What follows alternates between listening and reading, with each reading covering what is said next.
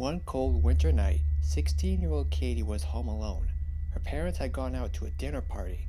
It had been snowing all that afternoon, but had just recently stopped.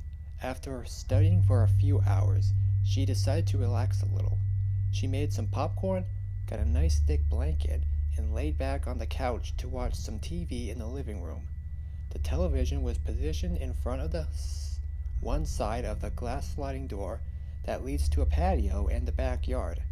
By midnight, Katie's parents still hadn't come home, and she was gripped with fear because from the corner of her eye, she could have sworn she caught a glimpse of a very strange-looking man staring at her, standing outside the glass door behind the television. Terrified, she panicked, pulled the blanket over her head, and grabbed the cordless phone that was by her side. Katie called the police, and as luck would have it, there was a patrol car not far from her house.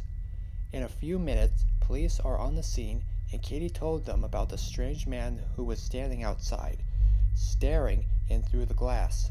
The police opened the glass sliding door and looked around. After a few moments, they turned around and explained to her that there could not have been anyone standing out there, as there would be footprints in the snow. The cops tell her that she is probably just tired and her imagination had gotten the better of her. Katie began to feel relieved, but still a little shaken. As the police officers were about to leave, one of them stopped and looked behind the couch Katie was sitting on. His jaw dropped and skin went pale. Katie noticed the man's reaction and jumped up to look too. She saw what made the officer react that way. There were wet footprints on the carpet behind the couch. She hadn't seen the man outside the door. She'd seen his reflection when he was standing behind her.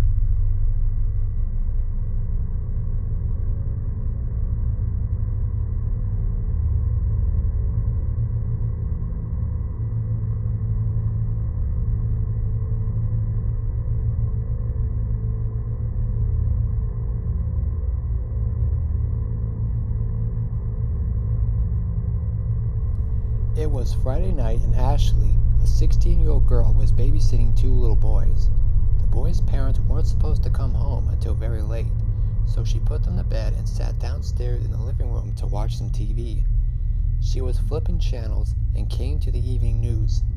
The anchor woman reported a warning for her area. She said that a mental patient had escaped from a nearby facility and was on the run from local authorities. Ashley flipped the channel again to find an old movie she hadn't seen in a while, but had always enjoyed. By the end of the film, she had forgotten about the news report. Upstairs, while the boys woke up, he thought he heard a noise coming from the hallway.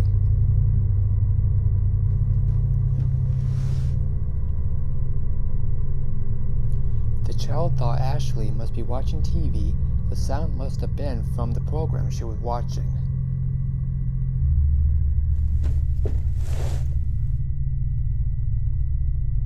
The boy heard the sound again and woke his brother. Together they listened at the door to the bedroom, and the sound kept coming.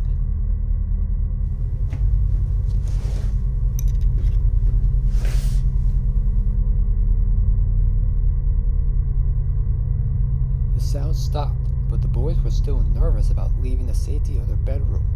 They got back into bed and stayed under the covers until the parents got home. When the parents came in, the house was struck by a gruesome sight.